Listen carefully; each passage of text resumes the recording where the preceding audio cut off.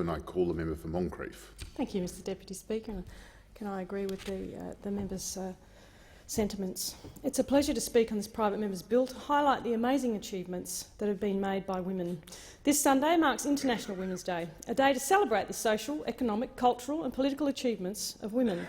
From women who are the backbone of families and communities, to those who are visionary entrepreneurs and run million-dollar businesses on the Gold Coast, our women are engaged, they're strong, and it's fitting that we celebrate their contribution on International Women's Day. As part of International Women's Day this year, I will attend the launch of the 2020 Women of the Year Gold Coast Awards, presented by the Gold Coast Bulletin and hosted at the Star Gold Coast.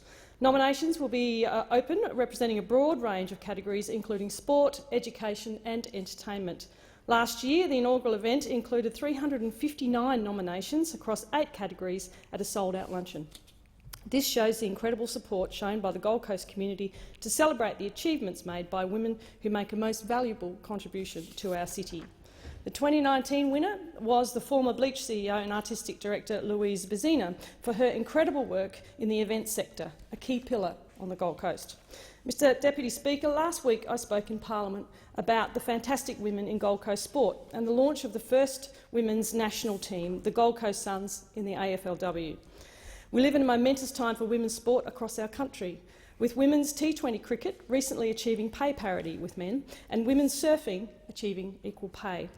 It's important that we celebrate women's sport, and particularly given some of the challenges they face, including access to facilities, funding, social and cultural barriers. We've heard before, you cannot be what you cannot see, and many Australians look to sports stars as leaders in our society. That's why their behaviour as role models is so important. To all those young girls out there, if you haven't yet watched our fabulous new sports stars, I encourage you to tune into the AFL Women's and cheer on the Gold Coast Suns women's team. The Gold Coast is the small business capital of Australia. Just in my electorate alone, there are over 32,000 of them. It's so important to support small business and celebrate their success, and I want to take the opportunity to highlight the achievements and immense contribution that women-led businesses make to both the Gold Coast and the Australian economy. Locally, in Surfers Paradise, I had the privilege of meeting with women leaders with the Minister for Small and Family Business, Senator Michaelia Cash, and again on a second occasion when I hosted a roundtable discussion with the Minister for Women, Senator Marise Payne. It was the first time in history female leaders in business had the opportunity to meet with the Liberal Minister for Women on the Gold Coast. These women have been successful across many industries, including manufacturing, health, law and the automotive sector.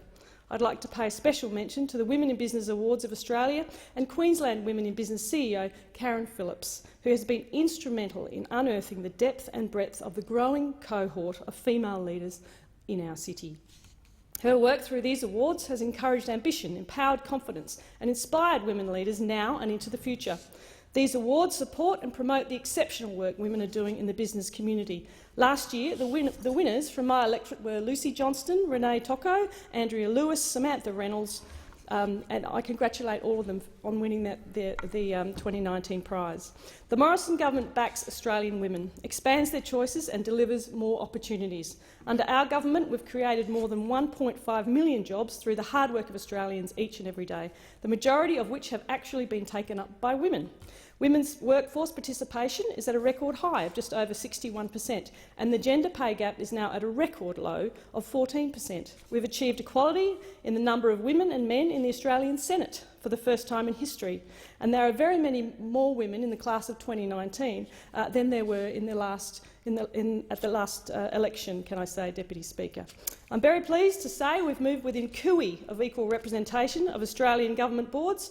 As of June 30 last year, women held 47.9% of positions. That, Mr Deputy Speaker, is an all-time high. It's in fact the highest percentage of women in government boards since public reporting began in 2009. Of course, Mr Deputy Speaker, we must keep fighting against domestic violence to change the attitudes of those who offend and work towards zero deaths. To close, I would like to commend the Morrison government on the work it has done to prioritise secure, fair and equal status for women. Perhaps we can look forward to a day when Women in Business Awards and roundtable discussions on how we can support women are no longer required. I wish women across Moncrieff, across the Gold Coast and, of course, across our great country a very happy and celebratory International Women's